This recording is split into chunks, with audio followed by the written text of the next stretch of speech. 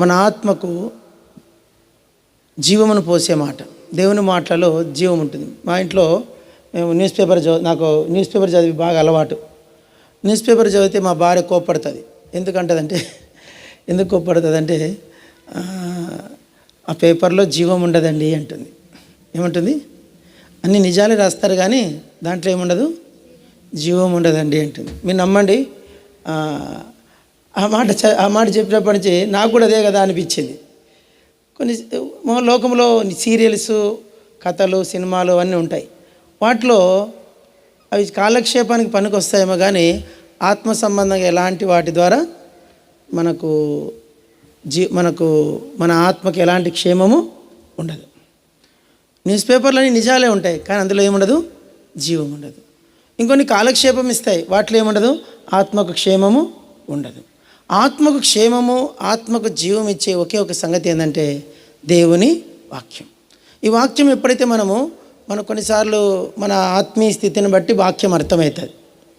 మన ఆత్మీయంగా దేవునితో మనకు సరైన సంబంధం ఉందంటే వాక్యం చక్కగా అర్థమవుతుంది.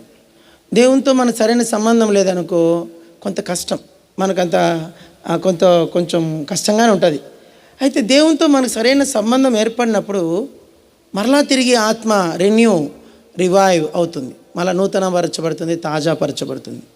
అయితే ఈ సమయంలో ఒక చిన్న మాట, నీవు చేయ పనులన్నింటిలో దేవుడు నీకు తోడై ఉన్నాడు. ఎప్పుడు తోడై ఉంటాడు అనే మాట నేను మాట్లాడుతూ వచ్చాను.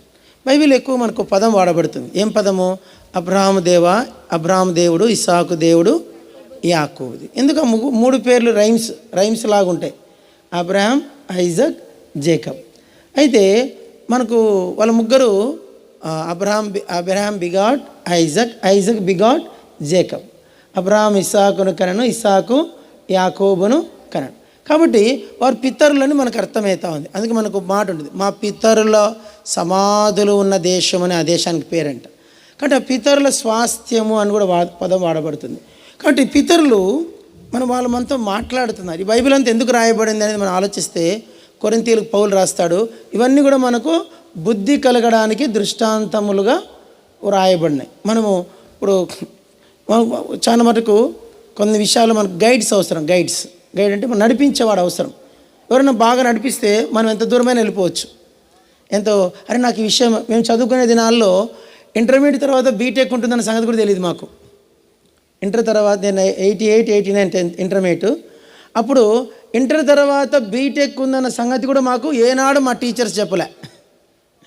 ఈవెన్ మా టీచర్స్ తెలుసు కానీ మా లెక్చరర్స్ మాకు ఏనాడు కూడా ఆ విషయము చెప్పలేదు. అంటే ఆ దినాల్లో అంత అసలు ఏ విధమైన ఇంటర్ అయిపోతే డిగ్రీ ఉందని తెలుసు కానీ ఇంటర్ అయితే బీటెక్ ఉంది, మెడిసిన్ ఉందన్న సంగతి ఆ వే కూడా తెలియదు అనమాట.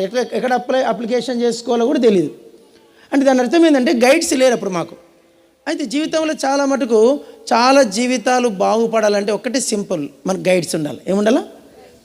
గైడ్స్ అనేది ఉంటే మన గురించి కొంచెం మనకు త్రోవ చూపించే వాళ్ళు ఉన్నప్పుడు మనం చాలా సేవ్ అయిపోతాం, చాలా నష్టాలు జరగకుండా కాపాడబడతాం. కొన్ని మేలు జరుగుతాయి, చాలా మేలు జరుగుతాయి. కారణం ఏంటంటే గైడ్. ఇప్పుడు ఈ జీవితం, ఇప్పుడు బైబిల్లో ఇప్పుడు మన జీవితం, మన ఒక బిలీవర్ అనే లైఫ్, క్రిస్టియన్ అని లేక విశ్వాసి అనే జీవిత యాత్రకు పెద్ద గైడ్ ఎవరంటే బైబిలే. మాటికి బైబిల్ మనం ఘనపరుస్తూ ఉంటాం. బైబిలే దేవుడు. దేవుడు వాక్యమై ఉండని మనకు వాక్యం చెప్తుంది. అంటే ఈ వాక్యంలో 3 వ్యక్తులు మనకు పరిచయం అవుతున్నారు. ఎవరు ఆ వ్యక్తులు? Abraham, Isaac, Jacob. అయితే ఈ 3 మనతో ఏం మాట్లాడతారు అనేది మనం చేసుకుందాం. ఇప్పుడు వీళ్ళ 3 జీవితాల్లో ఉన్న ప్రత్యేకత ఏంటంటే 3కి ఒకటే మాట వస్తుంది. ఏమిటి ఆ మాట అంటే, అబ్రహాముకు దేవుడు తోడై ఉన్నాడు, ఇస్సాకుకు దేవుడు తోడై ఉన్నాడు. నేను చెప్తా ఉంటే మీరు చెప్పాలా, నేను అబ్రహాం అంటాను, మీరు ఏమనాలా? తోడై.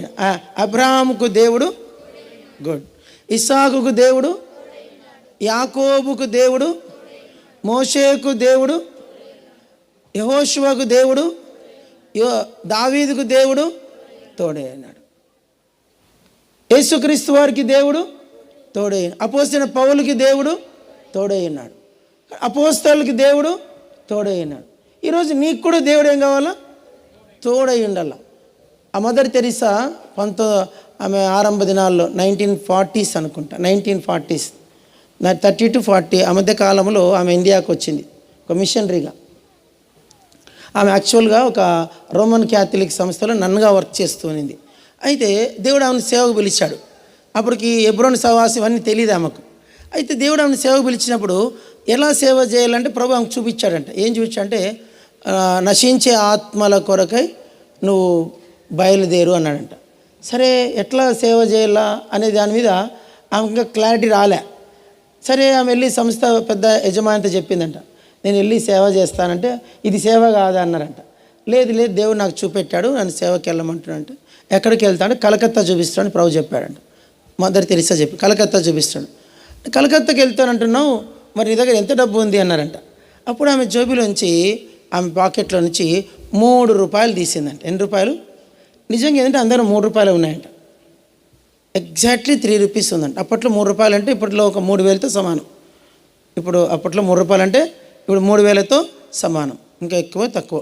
అయితే ఆ ₹3 చూపిస్తే ఆయన అంటే గట్టిగా నవ్వాడంట. ఆయన ₹3తో ఏం సేవ చేస్తావు అని అన్నట్టు. అప్పుడు ఆమె ఒక మాట చెప్పిందంట. చెప్పండి, ₹3 మీరు చెప్పట్లే, ₹3 ప్లస్ దేవుడు. చెప్పండి. ఆ మాట చెప్పేసి ఇంక అక్కడ ఆగలేదంట. ఆమె ఏదో ఆయన సలహా కోసమో ఆయన ఇచ్చే సహాయం కోసం ఆగలేదంట. ₹3 ప్లస్ దేవుడు అని చెప్పి చిన్నగా నవ్వి చిరునవ్వుతో అక్కడి నుంచి బయటికి వెళ్ళిందంట. ఆమె వెళ్ళిపోతుంటే ముందర ఒక వ్యక్తి వైట్ డ్రెస్ మీద వైట్ షాల్వా కప్పుకొని ఆ షాల్వాకు బ్లూ బార్డర్ ఉన్న అంచు కనపడిందంట. ఒక వ్యక్తి ముందు నడుస్తున్నట్లు కనపడిందంట. రియల్గా జరిగింది ఇది. వైట్ డ్రెస్ మీద ఏముంది, బ్లూ బార్డర్ షాల్వా. అది కనబడి ఆ వ్యక్తి నడుస్తూ పోతుంటే కనబడేసరికి ఒక్కసారికి షేక్ అయిపోయిందంట. ఆమె భయపడిపోయిందంట. భయపడిపోయి అక్కడనే మోకరించి తనకు ముందు ఎవరు నడుస్తున్నారు అని విశ్వాసంతో బయలుదేరి కలకత్తాకు వచ్చేసింది. ఇప్పుడు మీరు నమ్మండి, ఆమె చనిపోయే సమయానికి ప్రపంచంలో 2,000 మిషనరీ చారిటబుల్ ట్రస్టెస్ ఆమె స్థాపించింది. 2,000 1998లో చనిపోయింది, 98 అనుకుంటా. ఆ చనిపోయే టయానికి ఆమె సర్వీస్లో 70 ఏళ్ళు సేవ చేసింది. దాదాపుగా 70 ఏళ్లలో ఆమె 2,000 చారిటబుల్ ట్రస్ట్స్ పేదలకు సేవ చేయడానికి ఆమె తీర్మానం చేసింది. నాకు అనిపిస్తుంది మనం అందరం మదర్ తెరీసా సంస్థ కొరకు కూడా ప్రార్థన చేయాలి, తప్పేం కాదు. ఆ సంస్థలో నాకు తెలిసి ఎన్ని వేల మంది యేసు ప్రభుని దేవునిగా తెలుసుకుంటున్నారో మాకు తెలియదు.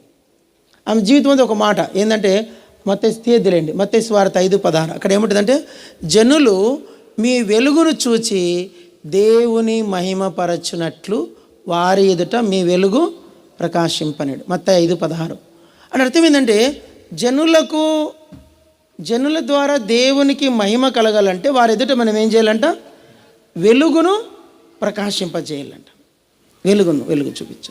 ఈ సమయంలో మరి అందరు ఒకసారి చెప్పండి గట్టిగా, దేవునికి ముద్దు బిడ్డలు లేరు.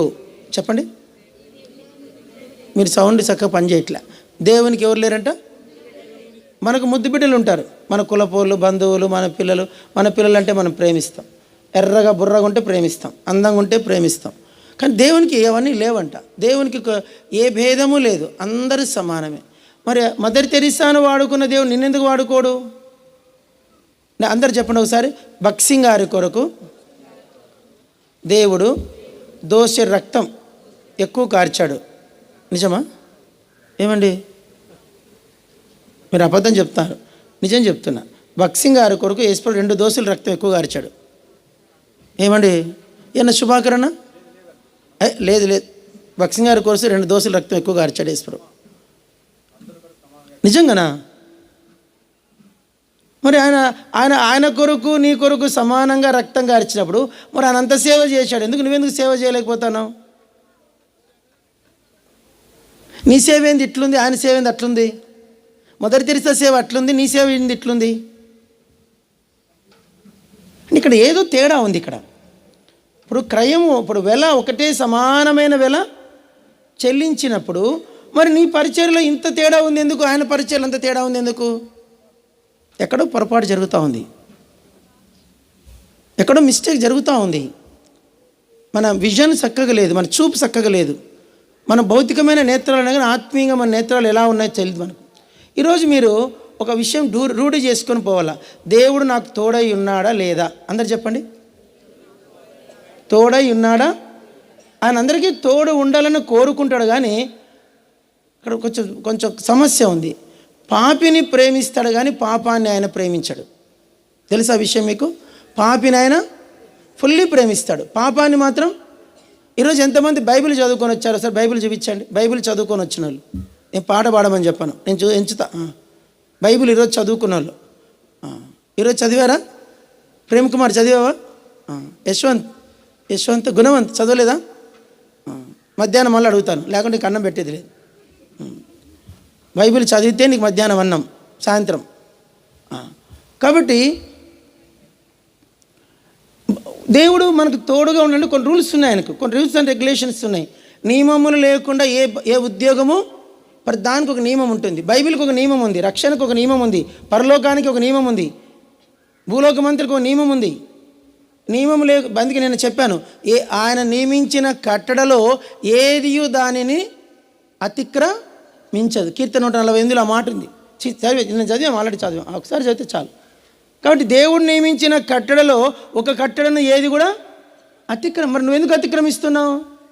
భర్తగా నువ్వు కట్టడ అతిక్రమిస్తున్నావు, భార్యగా నువ్వు కట్టడ అతిక్రమిస్తున్నావు, పిల్లలుగా మీరు కట్టడ అతిక్రమిస్తున్నారు. సృష్టి అతిక్రమించదు, ఎర్త్ అతిక్రమించదు, ఆకాశం అతిక్రమించదు. నువ్వెందుకు అతిక్రమిస్తావు? అందుకే నీ జీవితంలో దేవుడు నీకు తోడుగా ఉన్నట్లుగా రుజువు అవ్వటము లేదు. Apply no reply, apply no reply.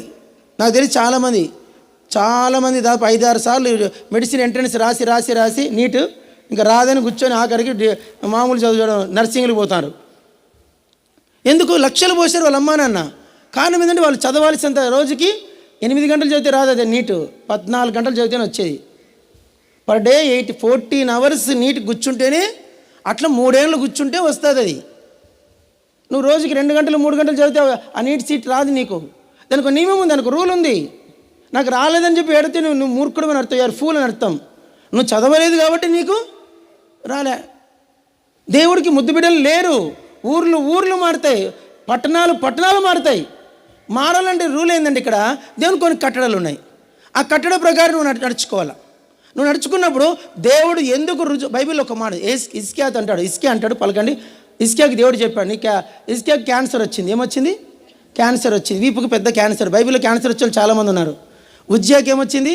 కుష్ఠరోగం వచ్చింది. ఆసాకు క్యాన్సర్ వచ్చింది. ఆసాకి ఏమొచ్చింది? క్యాన్సర్ వచ్చి అరికాలులో పుండు పుట్టిందంట. తర్వాత ఇస్కియా కూడా ఈపున పుండు పుట్టింది. అట్లా రాచు పుండు పుట్టింది. వాళ్ళకి దేవుడు చెప్పాడు, ఇస్కియా నువ్వు మరణం అవుతున్నావు, చచ్చిపోతావు, రెడీ చేసుకుంటానే. ఆయన ఒక మాట అంటాడండి, భలే ధైర్యం పుట్టిస్తున్నమాట. పలకండి, యెహోవా నేను ఎట్లు యథార్థ హృదయుడినై నేను నడుచుకుంటునో నువ్వు ఎరుగుదువు కదా. అంటే దేవునితో మాట్లాడడానికి ఆయన దగ్గర రైట్స్ ఉన్నాయి. నువ్వు నన్ను ఇంత అర్ధాయిషతో చంపుతున్నావు దేవా, ఇంత త్వరగా నన్ను చంపేస్తున్నావు, మరి ఇంత త్వరగా నన్ను ఈ లోకంలోంచి తీసేస్తున్నావు కదా, నేను ఏం తప్పు చేసినా, నేను ఎట్లా యథార్థంగా నడుచుకున్నా? నేను కొందరు పిల్లలు దేవుని అడగల, ఎందుకు ప్రభు నాకు పిల్లల్ని ఇవ్వవు? నా మనస్సాక్షి ఎక్కడేగా నా మీద నేరారోపణ చెయ్యట్లేదు, ఎందుకు నన్ను ఆశీర్వదించవు? నేను పొరపాటున చూపించు. సేవలో కూడా అంతే అడగల మనం, ఏం ప్రభు నా సేవ ఎందుకు వర్ధిల్లట్లేదు, నా పరిచయం ఎందుకు వర్ధిల్లట్లేదు, ఆత్మలు ఎందుకు వికాసం కావట్లేదు, ఎక్కడ నా సేవలో పొరపాటు? కూర్చోవాలా, పెన్ను తీసుకోవాలి, పేపర్ తీసుకోవాలా, నీ లూప్స్, అందరూ చెప్పండి, లూప్స్ చెప్పండి మీరు. లూప్స్ అంటే నీ లోపాలు, నీ లూప్స్ రాసుకోవాలా. నా తప్పులేంటి, నా పొరపాటు ఎక్కడ పొరపాటు చేస్తున్నా, నేను దినమునకు ఇవ్వాల్సిన క్వైట్ ఇవ్వట్లేదా, ప్రేయర్ సరిగా లేదా, పరిశుద్ధ జీవితం లేదా, యథార్థత లేదా, డబుల్ గేమ్ మాటలున్నాయా, లేక డబుల్ మీనింగ్ మాటలున్నాయా, నా చూపు చక్కగా లేదా? చూపు చక్కగా లేకుండా దేవుడు తోడున్నాడు. చూపు చక్కగా లేకుంటే కూడా దేవుడు మన చూపులో కూడా యథార్థ చూపు ఉండాల. చూపులో కూడా తేడా ఉంటుంది. చూపు ఉంటే కూడా చాలా అవుట్, నువ్వు పక్కన పడేస్తాడు ఆయన. ఇప్పుడు మీకు తెలిసే లేదు, గవర్నమెంట్ జాబ్స్ ఉంటాయి, దానికి మినిమం క్వాలిటీస్ అని ఉంటాయి, మినిమం కేటగిరీ రావాలా, మినిమం కట్ ఆఫ్ అని ఉంటుంది. ఆ కట్ ఆఫ్కి రాకుంటే పోస్టులన్నా ఖాళీగా పెడతాడు, కానీ అయోగ్యులకు మాత్రం పోస్టులు ఇవ్వడు. ఇంకా 50 పోస్టులు ఖాళీగా ఉంటాయి, ఎంఆర్ఓ పోస్టులు ఇవ్వడు. ఎందుకంటే దానికి క్వాలిఫై కాలేదు కాబట్టి పోస్ట్ అన్న ఖాళీగా పెడతాడు. కానీ అయోగ్యం తెచ్చి పోస్టులు ఖాళీగా ఉన్నాయి కదా బ్రదర్, వచ్చే వాళ్ళు లెక్కిద్దామని అందు గవర్నమెంట్ పోస్టులు వెయిటింగ్ పెట్టేస్తాడు. మన నెక్స్ట్ ఇయర్ చూసుకుందామంటాడు. నెక్స్ట్ ఇయర్ కూడా మనం రాయిస్తాడు. దాంట్లో వాడు అనుకున్న రీచ్ అయితేనే పోస్ట్ నీకు రిలీజు. చెప్పండి, ఒక గవర్నమెంట్కే రూల్స్ ఉన్నాయి, దేవునికి రూల్స్ ఉండవా? దేవునికి రూల్స్ ఉండవా అండి? కాబట్టి ఇక్కడ విషయం ఏంటంటే నువ్వు ఈరోజు సెట్ కావాలా. చెప్పండి, బండ్లుగా మాకు అరవిందం అంకులు ఉండేవాళ్ళు. అరవిందం అంకులు ఎంతమంది తెలుసు మీకు? అరవిందం అంకుల్ మాకు ఎప్పుడు ఒక మాట చెప్పాడు, ఒక స్కూటర్ ఉంటుంది, ఒక కారు ఉంటుంది, ఒక సైకిల్ ఉంటుంది. దాన్ని ఒక 3 నెలలకు ఒకసారి ఏం చేస్తారు? షోరూమ్కి తీసుకెళ్తారు. ఏం తీసుకుపోతారు చెప్పండి? షోరూమ్కి తీసుకెళ్తారు. ఇంతకుముందు గ్యాస్ లైట్ తెలుసా? కృష్ణాలు పోసుకొని అంటించుకొని లైట్ ఉండేవి చిన్న. రోజు సాయంత్రం అయితే అక్కలు ఏం చేసేవాళ్ళు? బూడిద వేసుకొని చెప్పండి దాన్ని తోముకునేది. తోమి శుభ్రంగా కడిగి ఆరబెట్టి తుడిసిపెట్టి ఆరబెట్టినాక అప్పుడు వెలిగిస్తే ఇల్లంతా వెళ్తుండేది. నిన్న పెట్టిన గాజుది ఆ చిమ్ని అంటారు దాన్ని. ఆ గాజుని అట్లా ఈరోజు కూడా పెడితే ఏమవుతుంది? ఇదేదో దరిద్రపు కొట్టు దానిలాగా ఉంది, ఇది అది గడగలే అంటాడు. సాయంత్రం దీపం ముట్టించక ముందు ఏం చేయాలి? అక్కలు ఏం చేసుకునేవాళ్ళు? దాన్ని కడుక్కునేవాళ్ళు, శుభ్రంగా బూడి తీసి తుడుచుకునేవాళ్ళు.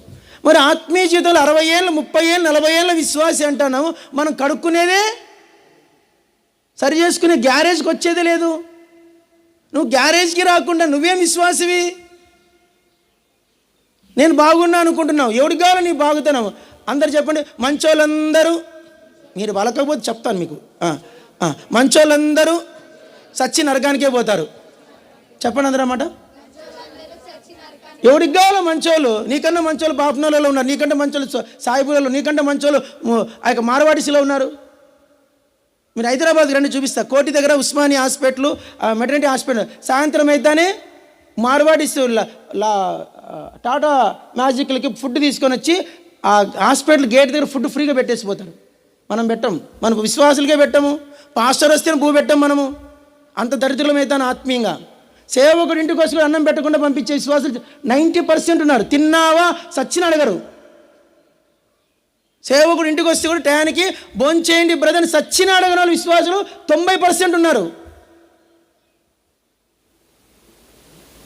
వాస్తవం ఇది. మార్వాడిస్ వాళ్ళు క్రైస్తవులు కాదు, ఏం కాదు, హిందూస్ వాళ్ళు, మార్వాడిస్ వాళ్ళు. సాయంత్రం అయితే ఇన్ని దుప్పట్లు శాలువాలు, చలికాలము ఇన్ని ఒక ట్రక్కి శాలువాలు దుప్పట్లు వేసుకొని దారెమ్మడి పడుకున్న బిచ్చగాలకు ఒక మనిషి దగ్గర దుప్పట్లు వేసిపోతూ ఉంటారు. నేను ఎన్నోసార్లు చూశాను.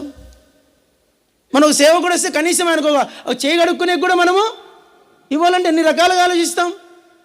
చూడు పన్నట్టు హైదరాబాద్కి వచ్చి చూడండి, ఏ హాస్పిటల్ చూసినా ఎక్కడ చూసినా మార్వాడిస్ మధ్యాహ్నం పోటీ పడతారు భోజనం పెట్టేకి. మనం అనుకుంటే వాళ్ళు మంచోళ్ళండి. వాళ్ళు భర్తకు రోజు కాళ్ళు మొక్కుతారు. తెలుసా మీకు? మార్వాడీస్ మరాఠీ వాళ్ళు తెలుసా మీకు? మరాఠీ వాళ్ళకి రూల్ ఏంటంటే రోజు భర్త కాళ్ళు ఏం చేయాలి? ఆడవాళ్ళు మొక్కల పూజ మొక్కి తాలిబొట్టు తీసుకొని కాళ్ళకు అద్దుకోవాలి, కళ్ళకు అద్దుకోవాలి. భర్త ఎదుట ముసుగు లేకుండా ఆడది ఉండదు మరాఠీస్లో. ముసుగు లేకుండా మొగుని ముందు రాదు భర్త ఆడది. అంత సిన్సియర్ ఉంటారు వాళ్ళు, మంచోళ్ళు. కానీ వాళ్ళకి పరలోకం పోతారా? మంచోళ్ళు ఎవ్వరు పరలోక సచ్చి నరకానికే పోతారు. గుర్తుపెట్టుకోని మాట. నేను మంచోని కదా, నరకానికే పోతావు నువ్వు. మంచోళ్ళు అవసరంలే యేసుప్రభుకు. యేసుప్రభుకి ఎవరు కావాలా? ఆత్మీయులు. యేసుప్రభుకి ఎవరు కావాలా? ఆత్మీయులు. నువ్వు ఆత్మీయుడివేనా? నువ్వు పెద్ద నంగనాచి మాట్లాడతావు, ఎక్కువ మాట్లాడతావు నువ్వు. ఈడ ఈ వేషం, ఆడ ఆ వేషం. అందరు చెప్పండి. 10 మందిలో ఉన్న నేను, చెప్పరు మీరు, 10 మందిలో నేను పచ్చి అబద్ధం. ఒంటరిగా ఉన్నప్పుడు నేను అది నిజం. చెప్పండి. ఒంటరిగా ఉన్నప్పుడు నువ్వేమైనావో అదే నీ ఒరిజినల్, అది నీ యొక్క జిరాక్స్, అది నీ నెగిటివ్. 10 మందిలో ఉన్నది డూప్లికేట్. నోట్తో వచ్చేది అబద్ధము, హృదయంలో ఉండేది ప్రైజ్ ది లార్డ్ బ్రదర్ అంటాం. వీడు ఎందుకు వచ్చింది ఇక్కడికి అనుకుంటాం. నిజమండి. వీడేం బాగుపడతాడు మనసులో అనుకుంటాం. వానికి అన్న ప్రార్థన చేస్తా ఉంటాడు. మన మనసులో అనుకుంటే వీడు అస్సలు బాగుపడకూడదని మనసులో అనుకుంటాం.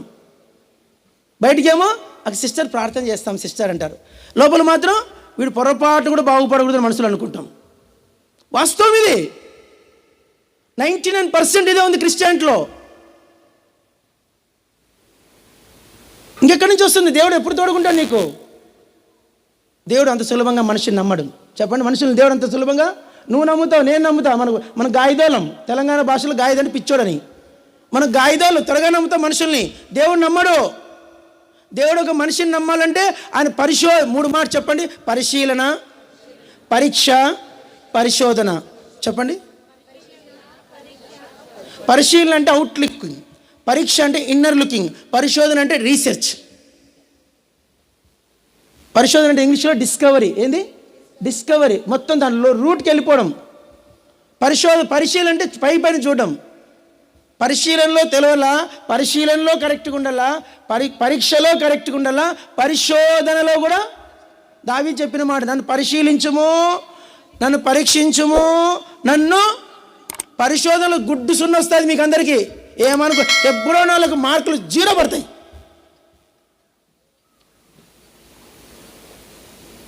ఇది వాస్తవం. విపరీతమైన అసూయ మనకు. నేనొక్కనే బాగుపడు, నేనొక్కనే పైన ఉండాలా, ఎవరు కనపడకూడదు, నేనొక్కనే ఉండాల.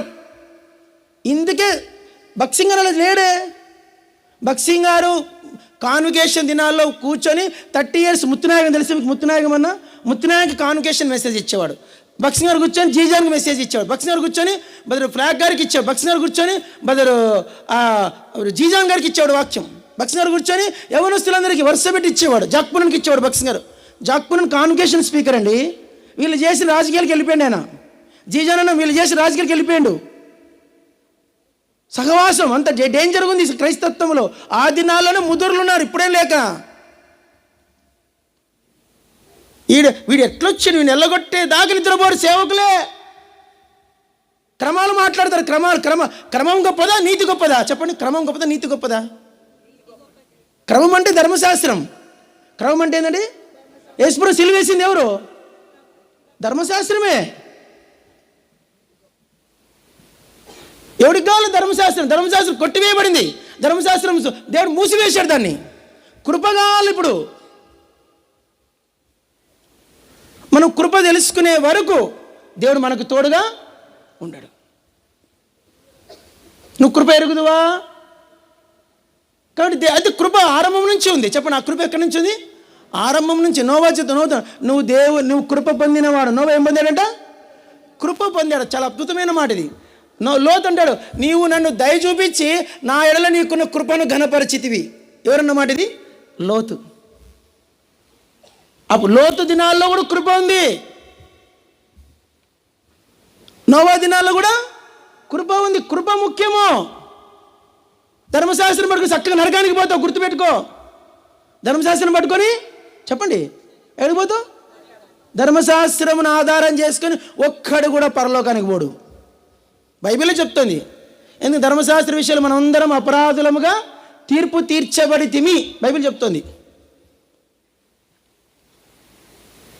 కృప చెప్పనేది కృప. కృప అంటే ఎవడు అతిశయించడానికి వీలు లేదు. రూతు పొందింది కృప, ఎస్తేరు పొందింది కృప, కనాను స్త్రీ పొందింది కృప. కృప చెప్పడానికి వచ్చాడు కానీ యేసుప్రభు క్రమాలు చెప్పడానికి. క్రమం అవసరమే కానీ కృప కన్నా గొప్పది కాదు. ఇది విషయం ఏంటంటే ఇప్పుడు దేవుడు ఎప్పుడు తోడుకుంటాడు? చెప్పండి ఆ మాట. దేవుడు నీకు ఆ చిన్న మాట ఇంకెంత చెప్పను నేను. దేవుడు నిజంగా నాకు తోడుగా ఉండాలంటే ఏం చేయాలా? బైబిల్లో ఒక వ్యక్తి, ఆయన పేరు అబ్రహాం. ఏం పేరు? అబ్రహాంకి దేవుడు తోడై ఉన్నాడు. ఎట్లా తోడవుతాడు దేవుడు? నిన్న చెప్పాను, నేను ఒక 5 సంగతులు చెప్పానా? అబ్రహాం జీవితంలో 5 సంగతులు చెప్పాను. ఈరోజు మొత్తం ఓవరాల్గా చెప్పేసి అబ్రహాము, ఐజాక్, జేకబ్ ముగ్గురని చెప్పేసి పొద్దున సెక్షన్ ముగిస్తాను. ఇప్పుడు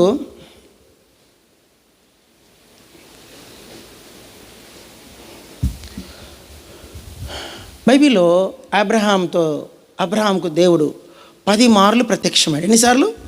అందరు చెప్ప ఎన్నిసార్లు? అందరు గట్టి ఎన్నిసార్లు దేవుడు అబ్రహాం ప్రత్యక్షమాడు? అదొక్కటి గుర్తుపెట్టుకోండి చాలు. 10 అంటే ఏంటి? పరీక్ష. బైబిల్లో నేను ఏమడిగినా మీరు 10 అని చెప్పాలా. చెప్పండి, నేనేమడిగినా ఏం చెప్పాలి? మీరు ఇంకేం గట్టి చెప్పాలా. ఎలియాజరు రిబ్కాను పరీక్షించడానికి ఎన్ని ఒంటెలు తెచ్చాడు? అబ్బా భలే చెప్పారే, పాస్ మార్క్ వచ్చేసింది. రెండవది, దేవుడు ఎన్ని ఆజ్ఞలు ఇచ్చాడు? అబ్బా 2 మార్కులు వచ్చేసినాయి మీకు. మళ్ళీ చెప్పండి, దేవుడు ఎన్ని తెగుళ్ళు ఐగుప్తుకు అనుమతించాడు? 10 తెగుళ్ళు. ఇశ్రాయేలీయులు అరణ్యములు ఎన్నిసార్లు శోధించారు దేవుణ్ణి? ఏమండి సౌండ్ అయిపోయింది, అప్పుడు అయిపోయింది. మీ దగ్గర బ్యాటరీనే లేదు, మీ దగ్గర ఛార్జింగ్ లేదండి, కొంచెం ఛార్జింగ్ చూసుకోండి. ఎన్నిసార్లు ఇశ్రాయేలీయులు దేవుని శోధించారు? నయోమి ఎన్ని సంవత్సరములు భర్త చనిపోయినాక మోయాబులో ఉంది? దానియేలును ఆ యొక్క నపుంసకుడు ఎన్ని రోజులు పరీక్షించాడు? దానియేలు బబులోన్లో ఉన్న జ్ఞానులందరికంటే ఎన్నంతల శ్రేష్టమైన జ్ఞానవంతుడు? దానియేలు 1:20 10 శ్రేష్టమైన జ్ఞానవంతుడు అంటాను. ఎన్ని దినములు శ్రమ కలుగును స్మరణకు? 10 దినములు. ఎంతమంది కుష్ఠరోగులు యేసుప్రభుని ఎదుర్కొన్నారు? యేసుప్రభు తన దాసులను పిలిచి ఎన్ని తలాంతులు ఇచ్చి వెళ్ళాడు? ఆ కన్య ఆ స్త్రీ దగ్గర ఎన్ని వెండి నాణెములు ఉన్నాయి? అరే అన్నీ చెప్పేస్తున్నారు మీరు. జవాబు ఒకటే కదా, జవాబు ఎంత? అన్నిటికీ జవాబు ఒకటే. ఇప్పుడు ఈ 10 అనేది చాలా వెరీ వెరీ వెరీ ఇంపార్టెంట్. ఇక చెప్పు, ఇక ఇట్లాంటి 10 ఉన్నాయి. ఎంతమంది కన్యకలు యేసుని ఎదుర్కొన్నారు? 10 మంది కన్యకలు. బయలుదేరింది ఎంతమంది? 10 మంది కన్యకలు. ఇలా చెప్పుకుంటూ పోతే 10 చుట్టూ బైబిల్ తిరుగుతుంది. 10 చుట్టూ బైబిల్ 10 ఒక్కటి అర్థమైతే బైబిల్ అర్థమైపోతుంది మనకు. ఇప్పుడు అబ్రాహాంకి దేవుడు ఎన్నిసార్లు ప్రత్యక్షమయ్యాడు? 10 మార్లు ప్రత్యక్షమయ్యాడంట. నేను ముందే చెప్పాను, 10 అంటే ఏంటి? పరీక్ష. 9వ తరగతి దాకా చదువుకోకున్నా పర్లే, 10వ తరగతిలో ఖచ్చితంగా పాస్ అయితేనే ఇంటర్మీడియట్ తీసుకెళ్తారు, లేకుంటే ఆడ కూర్చోబెడతారు. 10 అంటేనే ఒక మనిషికి ఒక రిలాక్స్ అవుతాడు. 10వ తరగతి చదివేకి వచ్చాడంటే పిల్లగాడు కొంచెం పెద్దోడు, మీసాలు వస్తాయి మనకి, చిన్న మీసాలు గడ్డలు వస్తాయి, అమ్మాయి పైట్లు వేస్తుంది. 10 వస్తానే మనిషి ఒక సంపూర్ణతలోకి వచ్చేస్తారు. అయితే విశ్వాస జీవితంలో 10 అనుభవంలోకి రావాలి. 9 అనుభవం కాదు, 10 అనుభవం. నేను చెప్పాను, దేవుడు అబ్రహాంకు మెసొపొతేమియాలో ఉన్నప్పుడే ప్రత్యక్షమయ్యాడు. తర్వాత దేవుడు ఆయన్ను బలిపీఠములు కట్టేవానిగా సిద్ధపరుస్తూ, తర్వాత దేవుడు లోతు నుండి అబ్రహామును వేరుపరిచాడు. తర్వాత దేవుడు అబ్రహాము జీవితంలో సున్నతి అనే ఒక గొప్ప కార్యక్రమాన్ని పరిచయము చేశాడు. సున్నతి అంటే ఏమిలా? ప్రత్యేకపరచబడుట, సపరేషన్. తర్వాత అబ్రహాం జీవితంలో దేవుడు హాగర్ని వేరు చేశాడు. అబ్రహాం జీవితంలో ఇష్మాయేల్ని వేరు చేశాడు. అబ్రహాం జీవితంలో ఆ కనాను దేశ ఆ పరిస్థితులన్నిటి నుంచి వేరు, ఆఖరికి తన ఏకైక కుమారుడు తను ప్రేమించే ఇస్సాకు నుండి కూడా వేరు చేశాడు. అన్నిట్లో మీరు గమనించండి. ముందు నీ దేశము నుండి, నీ బంధువుల యొద్ద నుండి, నీ స్వదేశము నుండి, నీ పితరుల దేశము నుండి నేను చూపించే దేశమునకు అక్కడి నుంచి వేరు. అబ్రహాము జీవితంలో దేవుడు ఏం నేర్పించాలని కోరాడంటే సపరేషన్. బయలుదేరు, చెప్పండి, బయలుదేరు, స్టార్ట్ జర్నీ. అబ్రహాం జీవితంలో అన్నిట్లో సపరేషన్ సపరేషన్ సపరేషన్, వేరు చేయడం వేరు చేయడం, ఇదే నేర్పించాడు. నేను కూడా రక్షించబడినప్పుడు నాకు తెలియదు ఈ బైబిల్ నమ్ముకుంటే కొడతారని, యేసుప్రభుని నమ్ముకుంటూ కొడతారని తెలియదు నాకు. నేను ప్రభుని నమ్ముకున్నందుకు మా నాన్న నన్ను కొట్టాడు, మా అమ్మ నన్ను కొట్టింది, మా అన్న కొట్టాడు, ఆఖరి నా తమ్ముడు నన్ను కొట్టాడు. ఎందుకురా కులం మారుతావు, నువ్వు మారితే ఎట్లా, మా అందరికి ఎట్లా, ఎన్ని సమస్యలు వస్తాయని చెప్పి విపరీతం కొట్టాను. కొట్టి ఆఖరికి ఇంట్లో నుంచి మెడ మీద చేయబెట్టి గేటు దాకా తీసుకొచ్చి తోసేశారు. రావద్దు మా ఇంటికి అన్నారు. నాకు తెలీదు ప్రభు నమ్ముకుంటే ఇవన్నీ వస్తాయని, నాకు తెలీదు దేవుడే వీళ్ళందరి నుంచి నన్ను వేరు చేస్తున్నాడని. అప్పుడు నాకు బాధ అనిపించింది. కానీ తర్వాత అర్థమైంది నాకు. కొన్నిసార్లు మనం ఇష్టపూర్వకంగా బయలుదేరితే ఈజీ, కష్టంగా బయలుదేరితే బలవంతంగా అయినా సరే దేవుడు వేరు చేస్తాడు. ఆయన పని ఏంటంటే మనం ఏం చేయాలా? నేను చెప్పాను, లోకము నుండి మనము వేరై, ఈ మూర్ఖులైన వక్రజనము నుండి వేరై రక్షణ పొందాలంటే ముందు ఏం కావాలా? సేవకుడు కూడా వేరుగా ఉండాలి, అందరిలాగా ఉండకూడదు. విశ్వాసికి నీకు తేడా లేకుంటే ఎట్లా? నేను చూస్తాను సేవకుడు అనిపించేట్లుండాలా. నీ డ్రెస్ కోడే చెప్పాలా, ఈయన సేవకుడు అని. పోలీసుకి ఎవరు చెప్తారండి? నేను పోలీసుని చెప్తారా? ఏముంటుంది అదికి? డ్రెస్. డాక్టర్కి ఏముంటుంది? Dress code. ఒక పైలట్కి ఏముంటుంది? డ్రెస్. ఒక నర్సుకి ఏముంటుంది? Dress code. మరి విశ్వాసకి ఏం లేదు? మరి డ్రెస్ కోడ్ లేదే. సేవకుడు కూడా డ్రెస్ కోడ్ ఉండాలా మినిమం. హెబ్రోన్కి వస్తేనే ఆ దినాల్లో ఒకరేం చెప్పాల్సిన అవసరం లేదంట, వాళ్ళ ఇతరుల సేవకులను చూసి వాళ్ళు నేర్చుకునే వాళ్ళంట. వేరే వాళ్ళని చూసి నేర్చుకునే వాళ్ళంట. ఆత్మీయమైన దాన్నే పరిశీలన, దాని పేరేం పేరు? బయట కనిపించేది. పనికి కనిపించే విషయంలో ఆత్మీయంగా ఉండాల, పరీక్షలో ఆత్మీయంగా ఉండాల, పరిశీలనలో కూడా ఆత్మీయంగా. సరే, ఇప్పుడు అందుకు దేవుడు అబ్రాహాముకు దేవుడు తోడై ఉన్నాడు. ఊరికే తోడుగా లేడు ఆయనకు. దేవుడు ముందే చెప్పాను, నియమం లేకుండా పరీక్ష ఏది లేదు. అబ్రాహాం జీవితంలో దేవుడు ఎందుకు తోడై ఉన్నాడంటే అన్ని పరీక్షలలో అబ్రాహాం పాస్ అయ్యాడు. నమ్మండి, దేవుడు 10 పరీక్షలు పెట్టాడు. 10 పరీక్షల్లో లోతును సపరేషన్ చేయంటేనే లోతును వదిలిపెడతాడు. ఆగర్ను వదిలిపెట్టంటే ఆగర్ వదిలిపెట్టి, ఇష్మాయిల్ని వదిలిపెట్టి ఇష్మాయిల్ని వదిలిపెట్టాడు. ఊరు వదలమంటే ఊరు వదులుతాడు. తండ్రిని వదలమంటే తండ్రిని వదిలిపెట్టేశాడు. దేశం వదిలిపెట్టమంటే ఆఖరి నీ కుమారుని ఇస్సాకును వదిలిపెట్టమంటే మరి నువ్వు ఏం వదిలిపెట్టినావు? పొద్దున్న లేస్తానే బైబిలే చదువు నువ్వు. సోంబేరి. సోమరావులకు ప్రెసిడెంట్ చేయాలి మిమ్మల్ని అందరినీ. సోమరావులకి మిమ్మల్ని ప్రెసిడెంట్లు చేయాల. ఒక ఊరిలో సోమరావులో మీటింగ్ జరిగిందంట. వినండి, చిన్న కొంచెం రిలాక్స్. సోమరావులకి ఏం జరిగిందంట చెప్పరు, నన్నే చూస్తారు ఏందని. పలకండి కొంచెం మబ్బులా మీరేమన్నా చెప్పండి, నేను మబ్బులను పిలుస్తా. లేకుంటే సోంబేర్లకు ఏం జరిగిందంట? సోంబేర్లు చెప్పకండి, మంచోళ్ళు చెప్పండి. సోంబేర్లకు ఏం జరిగిందంట అంటే మీ సోంబేర్లు కాదనమాట. చెప్పాడు, చెప్పిన వాళ్ళందరూ సోంబేర్లా. ఈ సోంబేర్ల మీటింగ్కి డప్పు కొట్టి ఊరంతా చెప్పారంట. ఊరంతా సోంబేర్లకు మీటింగ్ పెట్టాడు రాజుగారు. అహో రమ్మన్నాడు. సోంబేర్లు అందరూ వచ్చారంట. అందరూ వస్తే రాజుగారు అంట సోంబేర్లు అందరూ చెయ్యెత్తమన్నాడంట. అంటే ఒకటి చెయ్యెత్తలేదంట. రాజుగారు ఎందుకు నువ్వు వచ్చి ఎత్తుకున్నాడంట. ఇప్పుడు రాజుగారికి ఏమర్థం, వీళ్ళందరికీ సోంబేరు ఎవరు? వాడే అని. వాడిని పిలుచుకెళ్ళంట, వాడికి బహుమానం నేను రానన్నాడంట. నువ్వు వచ్చి అన్నాడంట. అప్పుడు రాజుగారు ఇవ్వబోతే ఇంకోటి రాజా వీడిగా సోంబేరు అన్నట. వీడికన్నా సోంబేరు వాడు మీటింగ్కే రాలి ఇంట్లో ఉన్నాడంట. మీటింగ్కే రాకుండా ఇంట్లో ఉన్నాడు అని. ఇప్పుడు చెప్పండి, నిజమైన సోంబేరు ఎవరు? వాడు మీటింగ్కే రాలే. వాడు అన్నాడంట, రే వీలైతే తెచ్చేది నాకు కూడా తీసుకురండి రా, నేను రానిపోనాడంట. ఆత్మీయంగా మనం ఎట్లా తయారైనామంటే ఆత్మీయమైన లక్షణాలు ఏమీ లేవు, దేవుడు మాత్రం మనల్ని ఆశీర్వదించాలని కోరుతాం. ఊరికే దీవిస్తాడు దేవుడు. ఎంత క్రైమ్ చెల్లించాలా? గజ వణుక్కుంటూ రక్షణ కాపాడుకోవాలా. అమ్మో దినము అరవిందం గారు ఎప్పుడు ఒక మాట చెప్పాడు మాకు. అరవిందం అంకులు సేవకులు చెప్పాడు. ఏం చెప్పాడంటే గాజులో తెలిస్తే గాజులు అమ్మేటాడు. ఏడు గాజులు అమ్మేటాడు. గాజులు బుట్టేసుకొని పోతాడంట. బస్సు ఎక్కుతాడు. బస్సు ఎక్కితే అందరూ చెప్తారు, అమ్మ గాజులు ఉన్నాయమ్మా, అమ్మ కూర్చో. ఆడ పెడితే కింద పెడతాడు, ఒళ్ళో పెట్టుకుంటాడా? కింద పెడతాడు, ఒళ్ళో పెట్టుకుంటాడా? మూట ఒళ్ళో పెట్టుకుంటాడు. కింద పెడితే పక్కన ఎవరైనా కూర్చోరనుకో, అమ్మ ఏమంటాడు? గాజులు ఉన్నాయమ్మా, గాజులు ఉన్నాయమ్మా, గాజు. వాడు మాటికి ఒక గుర్తు చేసుకుంటాడు. ఏం గుర్తు చేసుకుంటాడు?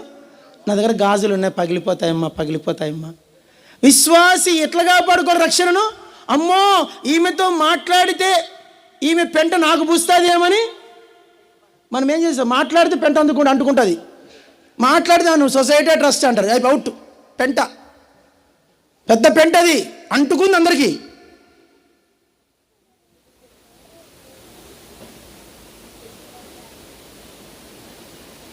అంటేసుకుంది. ఆత్మీయ నియమం పోయింది. నువ్వు సొసైటా ట్రస్టా, నువ్వు వాడా వీడా. ఇంకోటి కొత్తది వచ్చింది, ఇంకో మూడోది కూడా ఉంది. నువ్వు అదే. ఇంకోటి కూడా వచ్చింది, 4 మోటో కార్డులు. ఇప్పుడు 4 మోటో కార్డులు, 4 క్యాలెండర్లు అయినాయి. పెంట అందుకుంది అందరికీ. ఒక్కనికి వచ్చింది, ఆ ఒక్కనికి వచ్చింది అందరికి అంటించేసిపోయాడు. అని చచ్చిపోయాడు. అంటించాడు, చచ్చిపోయాడు. చూడండి, పాపం ఒక్కసారి ఇంట్రడ్యూస్ అయిన తర్వాత అది విస్తరిస్తుంది కానీ తగ్గట్లేదు. క్రిస్టియన్ అనాలిసిస్ అంటారు దాన్ని. అనాలిసిస్లో తెలుసుకునేది ఏంటంటే క్రైస్తత్వములో విభజనలు వచ్చాయంటే ఐక్యపడినట్టుగా హిస్టరీ లేదంట. ఏంటంటే ఈ మాట, క్రిస్టియానిటీలో విభజనలు వచ్చిన తర్వాత ఆ మరలా ఐక్యపడినట్లుగా హిస్టరీలో లేదంట. ఇప్పుడు చెప్పండి, 4 కలుస్తాయా? మీరు అనుకుంటారు కలుస్తారని, ఆ జిందగీలో కలవదు. ప్రేయర్ చేయకండి, వేస్ట్. కలవనీరు సచ్చిన కలవనీరు. వీళ్ళు వదిలేశారు యేసుప్రభుని వదిలేశారు. వాస్తవం చెప్తున్నా నేను. వాస్తవం చెప్తున్నా. దేవుడు ఎన్ని దెబ్బలు కొట్టినా విరగట్లేదు వీళ్ళు. మనం కూడా వాళ్ళు ఎవరో కిచెన్ దగ్గర బాగా మాట్లాడు, జర్మీ అన్న ఆడ మాట్లాడుతాను చెప్పాలకి, నేను వచ్చి వంట చేస్తా లేకుంటే. కాబట్టి ఇప్పుడు అబ్రహాం జీవితంలో ఏం నేర్పించాలనుకున్నాడు దేవుడు చెప్పండి? వేరు చేయబడుట. చెప్పండి, దేవుడేమో అన్ని వేరై రారా స్వామి అంటే మళ్ళా మనము ఆత్మీయంగా అన్నీ కలుపుకుంటా ఉన్నాం. యేసుప్రభు గోడ కూలగొట్టాడంట, మళ్ళీ ఇప్పుడు ఏం చేసుకుంటున్నాం మనము? గోడ కట్టుకుంటాం. సొసైటీ ట్రస్ట్ అనే గోడలు కట్టేసుకున్నాం. ఆత్మీయత ఇప్పుడు దేవుడు మాట్లాడేదంటే దేవుడు నీకు తోడై ఉండాలంటే నువ్వు దేవుని స్వరము వినాలి. దేవుని స్వరం ఏమంటుంది? వేరవు. ఏమంటుంది? ఫస్ట్ దేశము నుంచి వేరు చేశాడు, బంధువుల నుంచి వేరు చేశాడు, తండ్రి నుంచి వేరు చేశాడు, తమ్ముడి నుంచి వేరు చేశాడు, తర్వాత గోప్యాంగ చర్మం నుండి వేరు చేశాడు, తర్వాత హాగరు నుండి ఇష్మాయిల్ నుండి వేరు చేశాడు, ఆఖరికి ఇస్సాకు నుండి కూడా వేరు చేశాడు. దేవుని నియమం ఏంటంటే వేరు చేయుట. ఈ లోకంలో ప్రభువుగా బిడ్డగా ఉన్నావు, నువ్వేం వేరేనావు చెప్పు? ఏం వేరేనావు? బైబిలే చదవరు మీరు.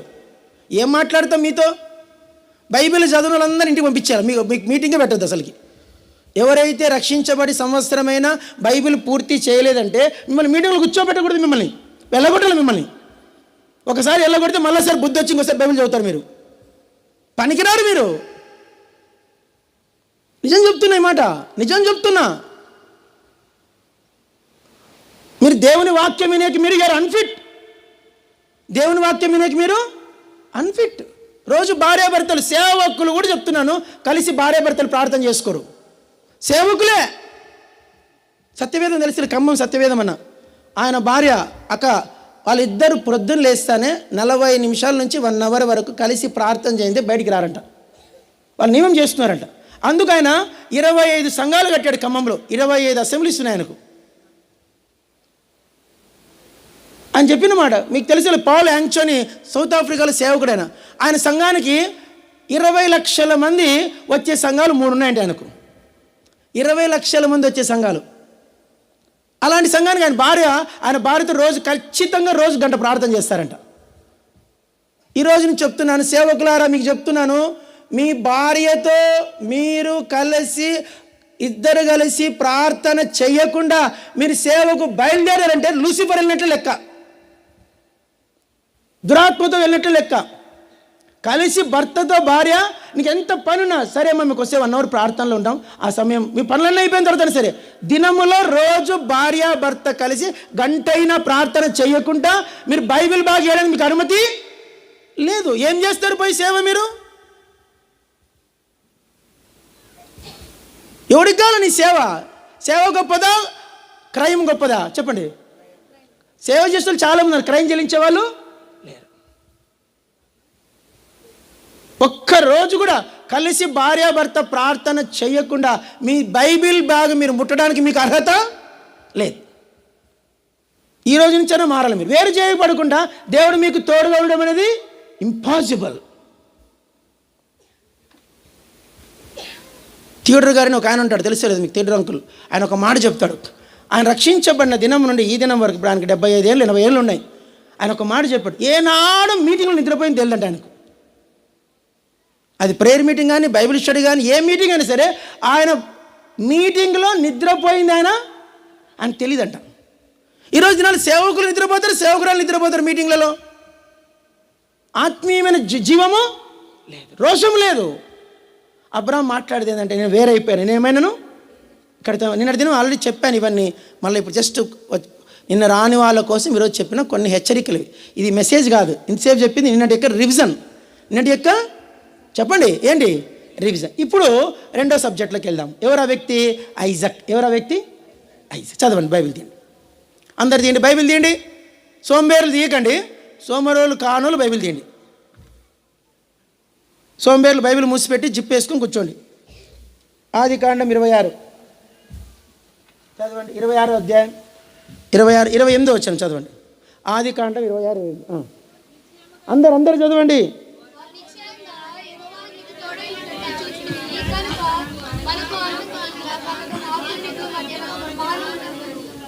అందరు పలకండి. నిశ్చయముగా యెహోవా నీకు తోడై ఉండుట చూచితిమి. ఎవరు చెప్తున్నారు? ఎవరితో చెప్పారు? మొదటి మాట ఎవరితో చెప్పారు? ఆదికాండ 21:2 ఎవరితో చెప్పారు? ఫీకోలు అబీమెలెకు అబ్రాహాముతో చెప్పారు. ఇదెవరితో చెప్తున్నారు? ఇస్సాకు యొద్దకు వచ్చిన ఆ దేశ ప్రజలు వచ్చి ఫీకోలు, ఇది కూడా పేరు ఫీకోలు, 26వ వచనం. అతని స్నేహితుడిన అహూజతును అతని యొద్ద సేనాధిపతి ఫీకోలను గెరారు నుండి అతని యొద్దకు వచ్చిరి. వీరు కూడా ఆ దేశ సేనాధిపతులు, రాజులు. వాళ్ళు వచ్చి చెప్తున్నారు ఏంటంటే, అయ్యా ఇస్సాకు, చెప్పండి అయ్యా ఇస్సాకు, నీకు నిశ్చయముగా దేవుడు తోడైండుట చూచితిని. It's a visible thing. Visible ఉండాలా, ఇన్విజిబుల్ ఉండాలా. చూసేవి ఉండాలా, చూడని కూడా. కొన్ని చూడలేనివి ఉంటాయి, కొన్ని చూసేవి ఉంటాయి. భౌతికమైన కొందరు ఏంటంటే, కొందరు సేవకులకి ఎట్లా అంటే లోపల బాగుంటే చాలంటారు. దొంగ మాట అది. లోపల బాగుండాలా, బయట బాగుండాలా.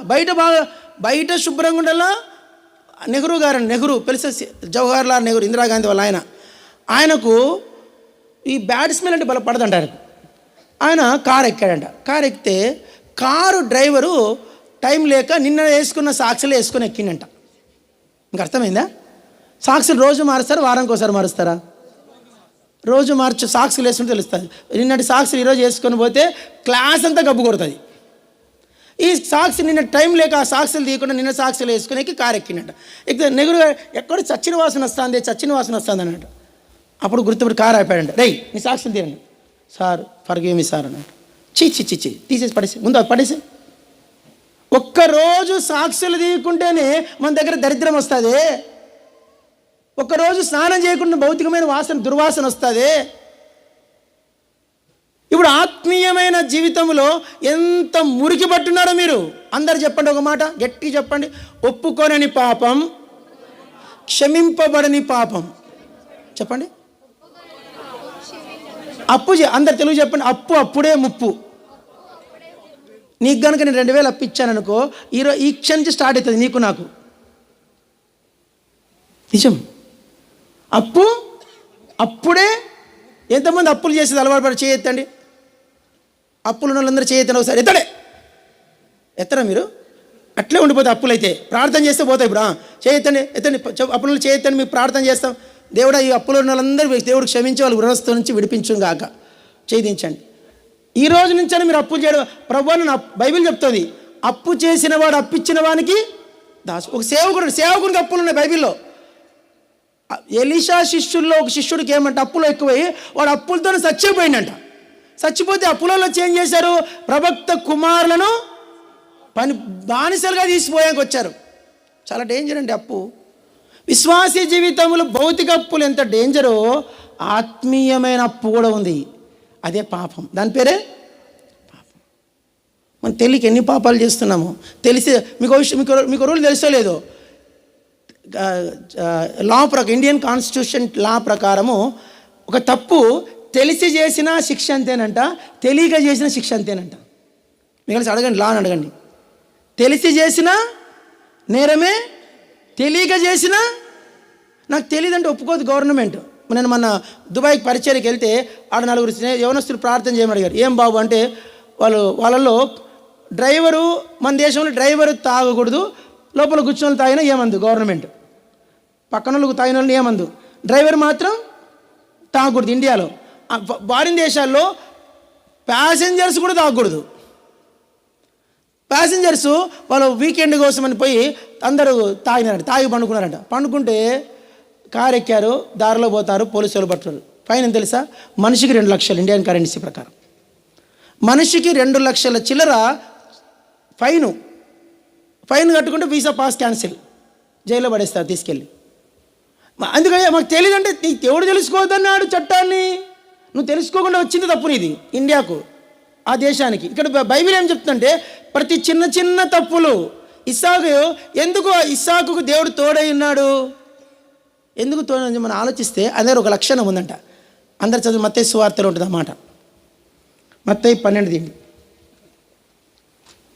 మత్తయి సువార్త 12 తీయండి. ఈరోజు మీరు మీ జిందగీ అంతా ఈరోజు కడుక్కొని పోలే. మీరు చదవండి. మత్తయి సువార్త 12వ అధ్యాయం చదవండి, 19వ వచనం. అందరు గట్టి చదవాల. మత్తయి సువార్త 12:19. జగడమాడు. చాలు, అందరు గట్టి మాట.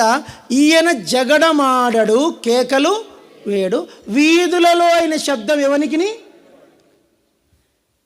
ఇస్సాకులో ఉన్న ప్రత్యేకత ఏంటంటే ఈయన జగడము ఆడరు. 26వ అధ్యాయం చదివితే నిజం చెప్పాలంటే ఇస్సాకు జీవితం అంతా ఒక ఎత్తు, ఒక 26వ అధ్యాయం ఒక్కటి ఒక ఎత్తు. మీ తర్వాత చదువుకోండి టైం ఉంటే. ఏం గుణశేఖర్, గుణవంత్ చదవాలి 26వ అధ్యాయం చూస్తాను. ఏం ప్రేమ్ కుమార్, ఆదికాండం 26వ అధ్యాయము మాటి మాటికి చదువుకోండి యవనస్తులు. ఈ అధ్యాయంలో 3 సంగతులు ఉన్నాయి. ఏం సంగతులు ఉన్నాయంటే, ఇస్సాకు ఆ దేశమందు ఉన్నవాడై విత్తనం వేసి 100 ఫలము పొందెను. అతడు క్రమక్రమముగా అతడు ఆ దేశమందు మిక్కిలి గొప్పవాడాయను. అంత గొప్ప స్థితికి రావడానికి కారణం ఏంటంటే, ఇందరూ ఒక లక్షణం ఉంది. ఏం లక్షణం ఉందంటే, జగడము ఆడరు, గొడవపడ్డు. చెప్పండి, గొడవపడ్డు, అస్సలు గొడవపడ్డు. బైబిల్లో బావులు తవ్వాడు. బావులు తవ్వుతాను మనుషులు వచ్చారు, ఈ బావి మాదన్నారు, వదిలేసి వెళ్ళిపోయాడు. ఇంకో చోట బావి తవ్వుకుండు, ఆ బావి నీళ్లు పడ్డాయి. ఆ జనులు వచ్చి ఇది బావి మాదన్నారు, అది వదిలేశాడు. ఇంకో చోటు పోయాడు, ఆడ బావి తవ్వాడు, ఆ బావి ఊరు ప్రజలు మాదన్నారు, అది వదిలేశాడు. ఆఖరి 4వ బావి వదిలాడు, తవ్వాడు. అప్పుడు నీళ్ళు సమృద్ధిగా పడ్డాయి. అప్పుడు జనులు కొట్లాడకి సిగ్గు అయిపోయింది. వాళ్ళకి సిగ్గు అనిపించింది. ఒక బావి తీసుకున్నాం, 2వ బావి తీసుకున్నాం, 3వ బావి తీసుకున్నాం, 4వ బావి కూడా తీసుకుంటే చెప్పలా, ప్రజలు అప్పటికే సిగ్గుపడ్డారు. వద్దులే, తనతో మనము జగడము ఆడకూడదు. అప్పుడు ఆ స్థలానికి బెర్షబా అని పేరు పెట్టాడంట. అది విషయం ఏంటంటే, ఆ సంగతి చూసి ప్రజలు దేశమంతా వచ్చింది. సేనాధిపతి వచ్చాడు, రక్షణ శాఖ మంత్రి వచ్చాడు. వచ్చి చెప్తున్నాడు, అయ్యా దేవుడు నీకు నిశ్చయముగా, ఆ మాట చాలా ఇంపార్టెంట్, చెప్పండి, నిశ్చయముగా, షూర్లీ, నిశ్చయంగా దేవుడు నీకు తోడేంట మేము చూచితిమి కనుక నీకు దేవుడు తోడే ఉన్నాడయ్యా. అన్యులు వచ్చి విశ్వాసితో చెప్పిన మాట. అందరు చెప్పిన విశ్వాసి చెప్పాడా? అన్యుడు వచ్చి విశ్వాసి చెప్పాడా? అన్యులు చెప్పాలా. మందిరాలలో కొన్ని మందిరాలు ఉంటాయి, మందిరం దగ్గర సరౌండింగ్ హిందువులు ఉంటారు, హిందూస్ ముస్లిమ్స్ ఉంటారు. వాళ్ళు చెప్పాలి, అయ్యా మీరు వచ్చినాక ఈ సంఘం బాగుపడిందండి, మీరు వచ్చినాక జనాలు చర్చికి వస్తారు. మేము తిరుపతిలో ఉండేటప్పుడు మందిరం ఎదురుగా ముస్లిమ్స్ హిందూస్ ఉండేవాళ్ళు తిరుపతిలో. వాళ్ళు చెప్పేవాళ్ళు, అయ్యా నువ్వు వచ్చినాక జనం వస్తారయ్యా, నువ్వు వచ్చినాక చర్చి కలకల్లాడుతుంది, నువ్వు వచ్చే రోజు మీటింగ్లు జరుగుతాయి. సాయిబోలు వచ్చి చెప్పారు. మళ్ళీ కడపకి వెళ్తే కడప ఇదంతా చెప్పింది, అన్ని చర్చలు చెప్పారు, అయ్యా నువ్వు వచ్చినాక ఈ సంఘం బాగుపడింది, నువ్వు వచ్చినాక ఈ సంఘం బాగుపడింది, నువ్వు వచ్చినాక ఈ సంఘం బాగుపడింది. వరంగల్ వెళ్తే వరంగల్ అది చెప్పారు, అయ్యా నువ్వు వచ్చినాక ఈ సంఘం బాగుపడింది, నువ్వు వచ్చినాక ఈ సంఘం బాగుపడింది. అప్పుడు ఒక పెద్ద ఆయన సేవకుడు పిలిచి అన్నాడు, అబ్రామ్ సంఘంది ప్రాబ్లమా సేవకుంది ప్రాబ్లమా సంఘాలలో పాడగొడానికి అన్నాడు. మీరు చెప్పండి, సంఘము బాగుపడడానికి చెడిపోవడానికి సంఘస్థులది ప్రాబ్లమా సేవకుంది ప్రాబ్లమా? నిజం చెప్పండి. సేవకుంది. ఎప్పుడు కూడా సంఘాన్ని అనకండి. సంఘంకి ఒక పేరు పెట్టాడు దేవుడు, గొర్రెలు. ఏం పేరు? గొర్రెలు అంటే తెలుసా? గొర్రెకు బుద్ధి ఉండదంట. గొర్రెకి ఏముండదు, దానికి సొంతంగా ఆలోచించుకునే శక్తి ఉండదంట. గొర్రె అంటేనే తనకాయ తను సొంతంగా ఆలోచించుకునే శక్తి దానికి, తన ముందు వెళ్ళే కాపరిని వెంబడిస్తుందంట. అది ఒక గొర్రె వెళ్ళి బురద గుంతలో పడింది అనుకో, అది బురద గుంతుంది, అది గుంత అని అనుకోండి, మిగతా గొర్రెలన్నీ పోయి అన్నీ పడతాయి. ఎందుకు పడినంటే అది పోయింది కదా, మొత్తం ఏం పోతాం. అది గొర్రె అంటే. ఎప్పుడు కూడా కాపరి నేర్చుకోవాల్సిన మాట, సేవకురాలు నేర్చుకోవాల్సిన మాట, సంఘాన్ని ఎప్పుడు ఒక మాట అనద్దు నువ్వు. సంఘాలు ఎవరిని అనద్దు నువ్వు. ఏ సంఘ పెద్ద భార్య అనద్దు, ఎంత గయ్యాడి విశ్వాసముని ఏమనడానికి వీల్లేదు, నీకు అధికారం లేదు. అది గొర్రె. అదేంది గొర్రెని ఏమనడానికి? గొర్రెకు విషయం తెలుసా? గొర్రెనంట తోడేలు చూసిందని, గొర్రె తోడేలు చూసింది అనుకోండి, దాన్ని చూడగానే గుండాయి చచ్చిపోతాడు. మీకు ఎట్లా మనుషులకి హార్ట్ అటాక్స్ వస్తాయో గొర్రెలకు కూడా హార్ట్ అటాక్ వస్తాయంట. నిజం ఇది అమ్మా. గొర్రెలు కూడా ఏమొస్తుందంట, చచ్చిపోతాయంట అవి. జస్ట్ అది చూడగానే అమ్మో అట్లా గుండె అయి చచ్చిపోతాయంట. గొర్రె డెలికేట్ ప్రాణి. అమ్మా కొంచెం ముందుకు రండి అమ్మా, ఇటు కొంచెం లేసేందుకు కొంచెం ముందుకు వస్తారా, అట్లా అడ్జస్ట్ చేసుకుంటారా? సరే ఇట్లా ఈ ఫస్ట్ లైన్లోకి వచ్చేసి అందరూ మధ్యాహ్నం సెకండ్ సెక్షన్లో అందరూ ముందుకు వచ్చి కూర్చోండి. కూర్చోండి త్వరగా. ఆ 2 లైన్లు పూర్తిగా వదిలేసాను అమ్మ. 2 లైన్లు పూర్తిగా వదిలేసాను. ఇక ముందుకు వచ్చి అడ్జస్ట్ చేసుకోండి. 2 లైన్స్ పూర్తిగా వదిలేయండి. 2 లైన్స్ పూర్తిగా వదిలేయండి. మధ్యలో మీరు కూర్చోకండి. మళ్ళీ పూర్తిగా వచ్చేసేయండి. ఇంకా 2 సీట్లు ఖాళీగా ఉన్నాయి. ఇంకా 2 సీట్లు. సరే, 2 సీట్లు ఖాళీగా ఉన్నాయి చూడమ్మ. ఇక్కడ లైన్ పూర్తిగా వదిలేస్తే వాళ్ళు చూసుకొని అట్లా ఖాళీగా ఉన్న వస్తారు. గొర్రెలు కదా, ఏంటివి చెప్పండి, ఏంటివి? గొర్రెలకి ఏముండదు, ఆలోచించుకునే శక్తి ఉండదు. కాబట్టి ఇప్పుడు విషయం ఏంటంటే, ఇస్సాకు దగ్గర లక్షణం ఏంటంటే, ఆ మనుషునికి ఏం తెలియదు, జగడము. ఈ లక్షణం ఎవరిదే అంటే ఇస్సాకుది కాదు, ప్రభుది. ప్రభు ఎలాంటి వాడు? జగడము ఆడు. యెషయా 42 తీయండి. 42 యెషయా గ్రంథం 42 అందరు చదవని మాట. యెషయా 42 2వ వచనం.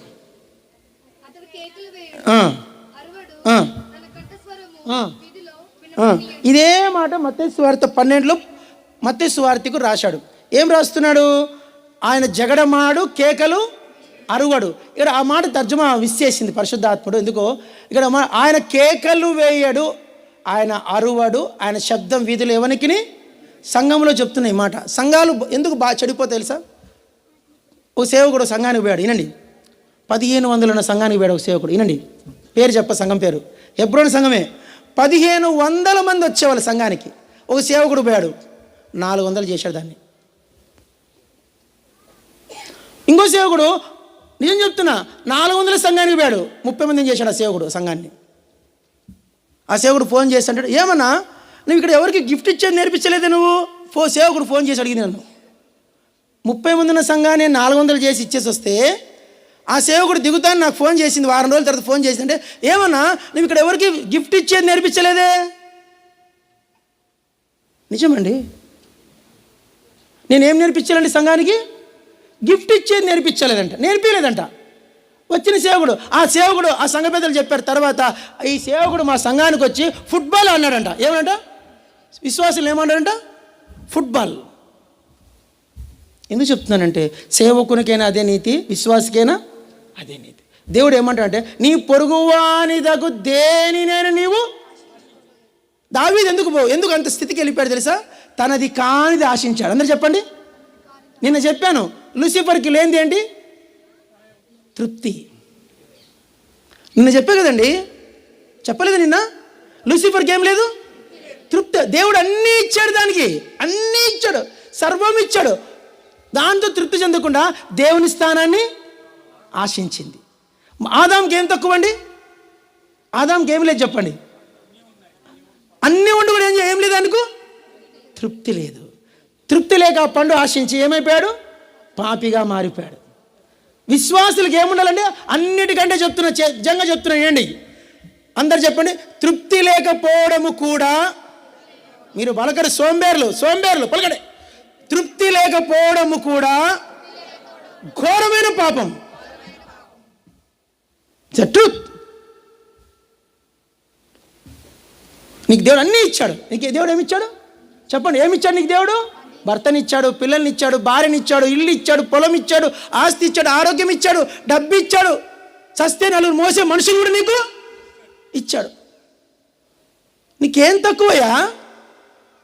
రక్షణ ఇచ్చాడు. అందుకంటే గొప్పదండి, కోట్ల మందికి లేదు రక్షణ. ఇది ఇన్ని ఉండి సాటి విశ్వాసి మీద నువ్వు అసూయ పడతావు, సాటి సేవకుని మీద నువ్వు అసూయ, సాటి సంఘపేద మీద అసూయ. నీకన్నా ఎవడు బాగుండకూడదు నీ దృష్టిలో. ఈ లోకంలో ఎందుకండి, అక్కడికి వెళ్ళాక అసలు నేను సంపాదించుకున్న ఐశ్వర్యం ఎక్కడ? అందరు చెప్పండి. పాతగిలని సంచులు. అందరు చెప్పండి. అక్కడ బ్యాంక్ ఉంది, ఆ బ్యాంక్ పేరు ఏం పేరు? పాతగిలని సంచి. అందరు చెప్పండి గట్టిగా. రెండోసారి చెప్పండి. Once more, 3 more. కాబట్టి పాతగిలని సంచిలో నీ ఆస్తి సంపాదించి ఇక్కడేందండి మట్టికి అయిపోతుంది. నీ అంటే నువ్వు వచ్చేటప్పుడు ఏం తెచ్చుకోవు, పోయేటప్పుడు. నేను ఒకసారి ఒక ఊరికి వెళ్తే ఒక శ్మశానంగా అంటే మన విశ్వాసివే, కానీ వాళ్ళ అమ్మకు రక్షణ లేదు.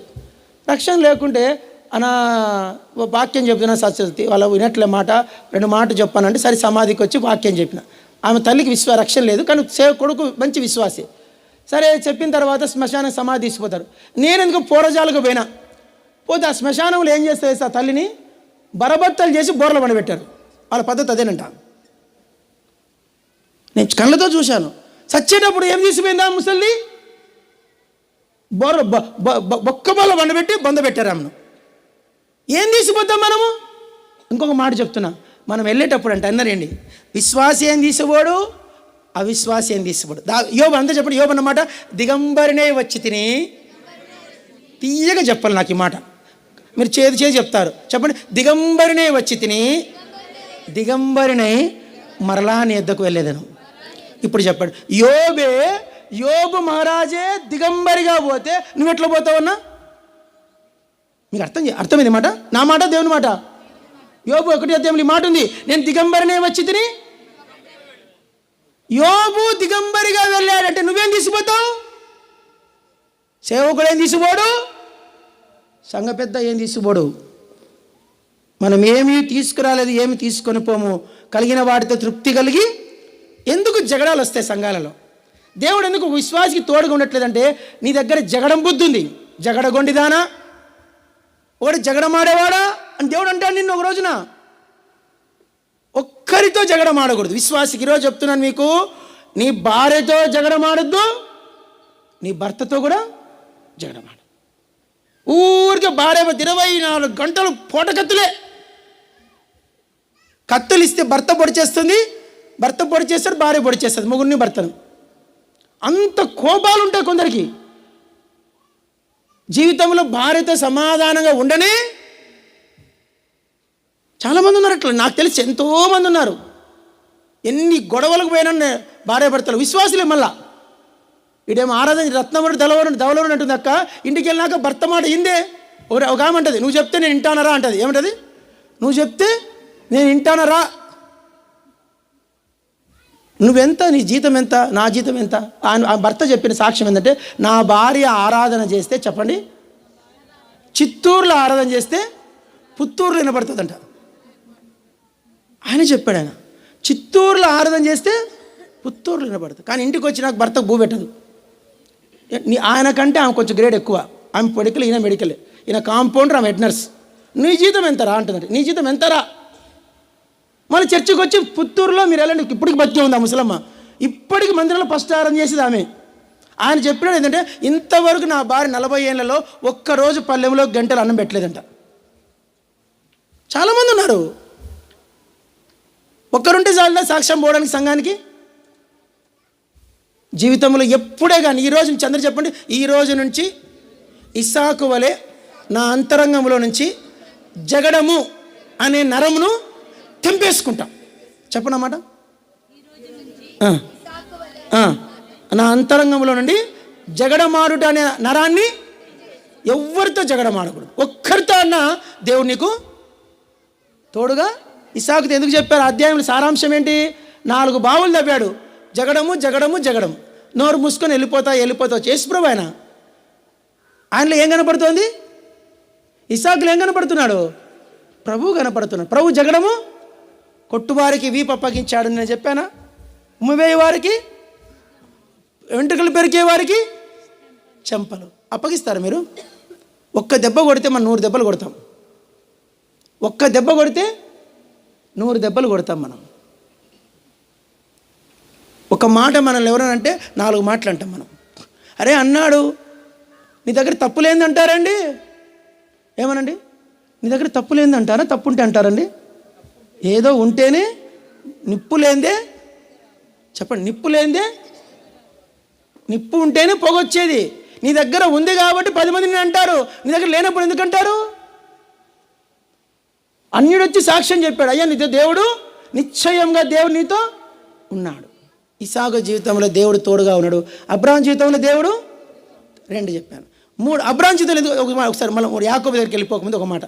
ఇస్సాకు జీవితం ఎందుకు తోడుగా, అబ్రాహాం జీవితంలో దేవుడు ఎందుకు తోడుగా ఉన్నాడు చెప్పండి. కారణం ఒకటి చెప్పండి. కారణం చెప్పండి. మీరు అన్నకు కూడా చెప్తాను, సేవకుడు అని ఒకటి. మీరు ఎవరు చెప్పరా?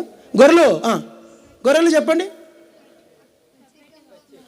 ఆయన దగ్గర ఏంది? దేవుడు వేరు చేస్తే వేరైపోతాడు. అందరి నుంచి తను తాను సపరేషను చేసుకుంటూ వచ్చాడు. అన్నిటి నుంచి వేరయ్యాడు. తల్లి, తండ్రి, దేశము, బంధువులు, స్నేహితులు, తమ్ముడు, ఆఖరికి కొడుకు, చిన్న భార్య, ఆఖరికి ప్రియమైన కొడుకు, అన్నిటి నుంచి. అందుకు దేవుడు ఆయనకు ఇస్సాకు ఎందుకు తోడినాడు చెప్పండి? ఎవరు తోడు? తనకు అన్యాయం చేసినా కూడా. బైబిల్లో ఒక మాట, ₹1,00,000 మాట ఉంది. ₹1,00,000 ఎన్ని రూపాయల మాట చెప్పరేంటండి? ₹1,00,000 మాట, ₹1,00,000 మాట.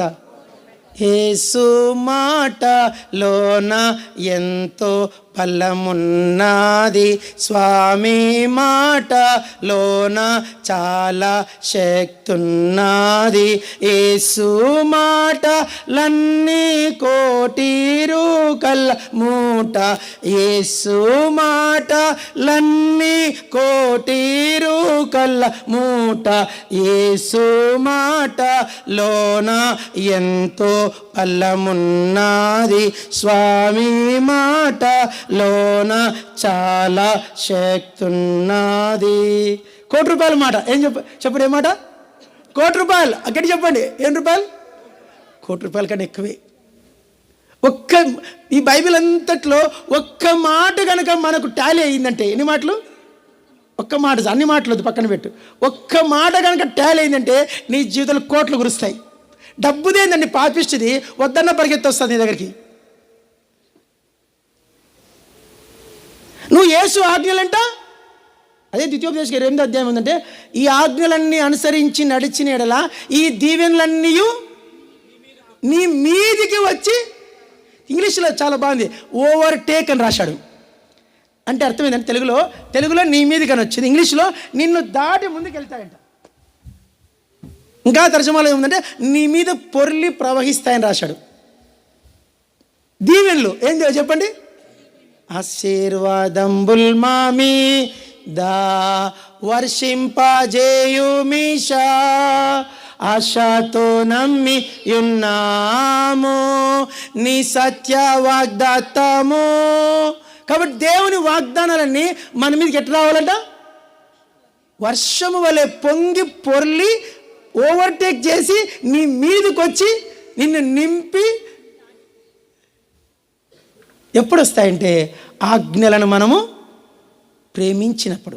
అమ్మో, దేవుని వాక్యం చెప్తాది, దేని నుంచి వేరైపోలా, పబ్జీ నుంచి వేరైపోలా, సెల్ ఫోన్ నుంచి వేరైపోలా, మీడియా నుంచి వేరైపోలా, ఇంకేం మాట్లాడితే అన్యజనుల నుంచి వేరే.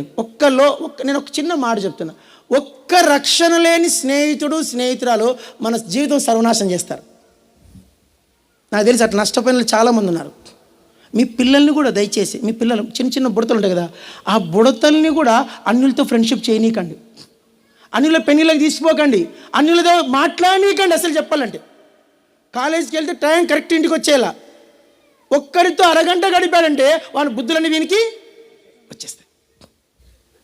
మీ పిల్లలకి ఒక మాట అస్సలు నీకు మాట చెప్తున్నా, చిన్నప్పటి నుంచి క్రికెట్ బ్యాట్ కానీ బాల్ కానీ కొనికండి. కొనిచ్చారో మీ జీవితం వాళ్ళ పిల్లలు నాశనం చేసినట్లు మీరు. అవి కూడా దురాత్మే. ఆడుకునే బాల్ కూడా అది ఒక్కటి చాలు మన పిల్లలు మన దేవుని నుంచి. నేను అనుభవంతో చెప్తున్నమాట ఇది. టైంపాస్ కదా, గేమ్ కదా అనుకునేరు. ఆ చిన్నది వాడిని బైబిల్ పట్టుకోమని చెప్పండి, వాక్యం చదవమని చెప్పండి, కంఠస్థం చేయమని చెప్పండి. 5 నిమిషాలు కూడా మన పిల్లలు వదలడానికి వీలు లేదు. ఏ అన్యుల పెళ్ళికి తీసుకుని, ఏ గృహ ప్రతిష్టలు కూడా అన్యుల గృహ ప్రతిష్టలకు, ఏ మేనమామ పెళ్ళికి, ఏ మేనత్తకు పిల్లలు మాత్రం తీసుకోకండి. అంత డేంజర్ అవి. ఆ నీడ కూడా పడవద్దు మనకి. హైదరాబాద్లో ఒక విశ్వాసి, వినండి, చాలా ఇంపార్టెంట్ సాక్ష్యం చెప్తున్నా, యవనస్తులు మీకే చెప్తున్నా. మంచి బీటెక్ చదువుతాను, 3rd ఇయర్. వాళ్ళ అమ్మ నాన్న విశ్వాసులు. వాడు ఏం చేశాడంటే, మా ఫ్రెండ్ ఇల్లు కట్టుకున్నారంట, మా డాడీ మమ్మీ వాళ్ళ అమ్మ నాన్న కట్టుకున్నారు, ప్రతిష్ట పిలిచారు. అంటే ఎక్కడనంటే గోదావరి కనంట. గోదావరి కడ పోయినారా, కరీంనగర్ జిల్లా. అంటే ఇంకా వాళ్ళ నాన్న అమ్మ కొంచెం మనంత ఆత్మీయులు కాదు, పర్మిషన్ ఇచ్చారు. వాళ్ళు ఏం చేశారంటే, వాడు వెళ్ళిపోయాడు. ఆ నైట్ ఆడ పండుకున్నాడు ఇంట్లో. రేపు పొద్దున ప్రతిష్ట. తెల్లవారుజామున 4 గంటలకు వాళ్ళు ఏం చేశారంట, రూమ్లో ఆడద్దు, పైనతో ఆడద్దు, రూమ్లో పొట్టేలు నరికారంట. ఏం చేశారంట, రూమ్లో 5 రూములు 5 పొట్టేలు నరికారంట. వాడు చూశాడంట. చూసి ఆ భోజనం వండారు, అది తిన్నాడు. తిని ఇంటికి వచ్చాడు. ఆ రాత్రి నుంచి ఒక పిశాచి వాడు రోజు వచ్చి గొంతు పిస్తుందంట. మీరు నమ్మండి, చదువు భంగం అయిపోయింది, మైండ్ భంగం అయిపోయింది. లిటరల్గా సైకో అయిపోయాడు ఆ పిల్లడు. ఎట్లాంటి సైకో అంటే రోజుకి 2 టాబ్లెట్లు వేసుకోవాలి, లేకపోతే నిద్ర రాదు. ఇంతే కాకుండా చదువు పోయింది. ఇప్పటికీ పెళ్ళైంది కానీ టాబ్లెట్ లేకుంటే నిద్ర రాని పరిస్థితి వచ్చేసింది. ఇంకా వాడు చెప్పాలంటే ఆ పిల్లని పరిస్థితి ఏమైందంటే చదువు పోయింది, ఏం చేయాలో అర్థం కాల. మనిషి ఊదిపోయాడు. 24 సార్లు కరెంటు పెట్టాడు బ్రెయిన్కి. అది దయ్యము, పిశాచి. అది ఎక్కడ పోతుంది? పొరపాటున హిందువుల గృహ ప్రతిష్టలకు కూడా మీరు చెప్పండి దేవుని బిడ్డలు అసలే పోకూడదు, మనకు అవసరం లేదు అవి. నిజం చెప్తున్నా. ఇంకో మాట చెప్పండి, పిండాకూడు మీటింగులు చెప్పండి. ఏ మీటింగులు? పిండాకూడు మీటింగులు. అంటే 3 రోజుల దినము, 11 రోజుల దినము, 40 రోజుల దినము, సంవత్సరిక దినము. వాళ్ళు విశ్వాసులు కాకుండా అలాంటి విశ్వాసులు కూడా పెట్టకూడదు అసలుకి. వాక్యానుసారం ఒక్కసారి ఏదైనా ఆదరణ కూడబెడితే సేవకుని ఆధ్వర్యంలో జరుగుతాయి. అది బహు జాగ్రత్త. పొరపాటున ఆ రోజు శ్మశానం పోకూడదు. ఆ రోజు ఆ ఇంట్లో ఫోటో పెట్టద్దు, దీపం పెట్టద్దు. దీపం పెట్టి ఫోటో పెట్టి బందల కాడకు పోయి ఇచ్చి ఆడ స్నానాలు చేసుకొని వచ్చి తిబ్బులు పెట్టారో మళ్ళీ పిండం పెట్టినట్లు మీరు. ఎందుకు చెప్తున్నానంటే అన్యులతో సహవాసము మనము చేస్తే దేవుడు మనకు చెప్పండి తోడుగా ఉండడు. మూడో అనుభవం ఏంటంటే యాకోబు జీవితంలో దేవుడు తోడైండుట. చూడండి, యాకోబు అందరూ చదువుకుందాం. ఆదికాండము 28వ అధ్యాయం 28. అందరూ చదువు. 28వ అధ్యాయం 15వ వచనం. అందరు చదవాలి. అందరూ సోంబేర్లు చదవకండి, మంచోళ్ళు చదవండి.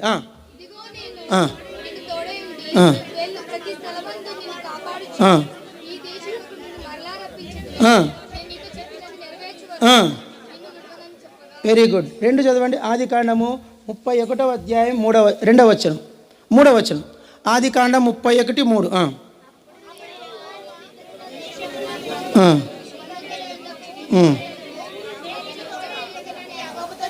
యాకోబుతో చెప్పగా.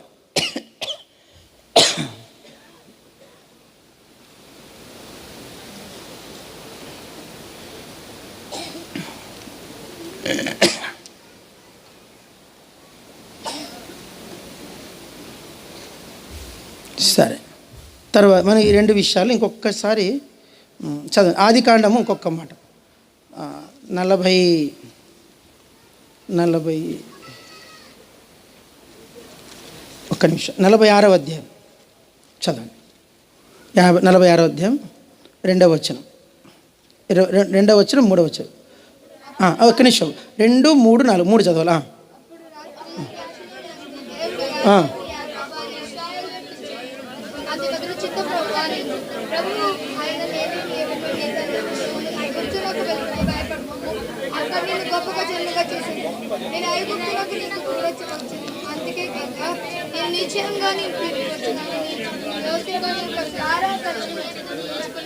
చాలు అందరు పలకండి. 3 సార్లు చెప్పండి. నేను నీకు తోడై ఉండి, నేను నీకు తోడై ఉండేదను, నేను నీతో కూడా వచ్చేదను. 3 సార్లు అన్నమాట వచ్చింది. యాకోబుతో దేవుడు ఎన్నిసార్లు తోడుగున్నట్టుగా వాక్యం ఉందండి? 3. ఇక్కడ ఇంకా చాలా సార్లు ఉండొచ్చు, బహుశా నాకు తెలియదు, అంత పెద్ద నేను బైబిల్ స్కాలర్ని కాదు. ఇప్పుడు మనకు తెలిసిన విషయం ఏంటంటే అబ్రాహాముకు దేవుడు తోడైనాడు, ఇస్సాకుకు దేవుడు, మీరు ఒక మాట చెప్పాలా, ఏమంటే చెప్పాలా, ఏం చెప్పాలా? తోడైనాడో చెప్పాలా. అబ్రాహాముకు ఎవరు తోడైనాడు అది కూడా చెప్పండి. అబ్రాహాముకు, ఇస్సాకుకు, యాకోబుకు, మోషేకు, యోషువకు, యోసేపుకు, దావీదుకు, నీకు. నిజమేనా? నీకు తోడైనాలంటే 3 అంశంలోకి వెళ్దాం. ఒక అంశం ఏంటి? ప్రత్యేకపరచుకోవడం ద్వారా దేవుడు తోడై ఉంటాడు. 2, జగడమాడకుండా ఉండటం ద్వారా దేవుడు తోడై ఉంటాడు. 3వదిగా యాకోబు జీవితంలో దేవుడు ఎందుకు తోడైన 3 విషయాలు చూసి ముగిద్దాం. మనం కొంచెం బ్రేక్ తీసుకుందాం. ఇప్పుడు టైం ఎంత అయింది? 1 గంట అయింది. జస్ట్ 5 నిమిషాలు మీకు వదిలేస్తాము. థర్డ్ బాక్స్ గ్యాప్ ఇచ్చి చెప్దామా? జర్మియా గారు కొంచెం గ్యాప్ ఇద్దామా? టైం అయిపోయింది, 1 గంట అయిపోయింది. ఇప్పుడు మళ్ళీ కంటిన్యూ చెప్తే కుదరదు. మళ్ళీ వెంటనే మన ఒక 5 నిమిషాలు ఒక పాటే పాడతారు అన్నోళ్ళు. ఒక పాట మీరు వచ్చేసేలా. వచ్చిన వెంటనే మీకు యాకోబుకు తోడైనట యోసేపుకు తోడు చెప్తాను. ఏమేమి చెప్పండి? బోలే ఇప్పుడు మీకు 2:30కు పెడతాం. బువ్వా ఎన్ని గంటలకు? పొద్దున్నే ఫుల్ తిన్నారు, నాకు తెలుసు మీరు ఫుల్ తిన్నారు. మీరు 2 పూట డబుల్ ప్లేట్ తిన్నారు కాబట్టి మీకు వదిలేదు. ఇప్పుడు దయచేసి మీరు కొద్దిసేపు వెయిట్ చేయాలా. 2:30కు వదులుతాం. ఎన్ని గంటలకు? 2:15 కన్నా వదులుతాం. చూద్దాం. ఇప్పుడు జస్ట్ ఒక 5 మినిట్స్ మీకు రిలాక్స్ ఇస్తాం. ప్రార్థన చేసుకుందాం. ఒకసారి కళ్ళు మూసుకోండి. ఇది కళ్ళు మూసుకునే వచ్చాం మీకు చూద్దాం. దయ్యాలు కళ్ళు మూసుకోవంట, సైతాన్లకు కళ్ళు మూసుకునేకి రాదంట. అవి కళ్ళు తెరుచుకుని ఇట్లే చూస్తూ ఉంటాయి. కళ్ళు మూసుకోండి ఒకసారి. నీ జీవితంలో నీ స్థితిని ఒప్పుకో దేవుని దగ్గర. కళ్ళు తెరవద్దు. చిన్నపిల్లలు కళ్ళు మూసుకోవాలా. కళ్ళు మూసుకొని ప్రార్థన చేసుకోండి 1 నిమిషం. ప్రభు నాకు తోడుగా ఉన్నావా? ఎంత అపవిత్రునైపోయాను ప్రభు. నా జీవితంలో నీతి లేదు. నేను తప్పిపోయాను, ఓడిపోయాను, పాడైపోయాను, చితికిపోయాను, చెదిరిపోయాను, ఛిద్రమైపోయాను ఆత్మీయంగా. పరిశుద్ధతే లేదు నాకు, మాటల్లో పరిశుద్ధత లేదు. ఎన్నిసార్లు భర్తతో పోట్లాడినాను, ఎన్నిసార్లు భార్యతో పోట్లాడినాను, అయ్యో పిల్లలతో పోట్లాడినాను, సంఘస్థులతో పోట్లాడినా, సేవకునితో పోట్లాడినా, సంఘ పెద్దలతో పోట్లాడినా. నా బతుకంతా జగడమే సరిపోయింది ప్రభా. ఎన్నిసార్లు నేను వ్యతిరేకంగా జీవించాను. నా దగ్గర నీతి లేదు ప్రభా. ఐఎమ్ ఫూలిష్, నన్ను క్షమించు ప్రభా. అన్నగారు వచ్చి ప్రార్థన చేస్తారు. రండి అన్న.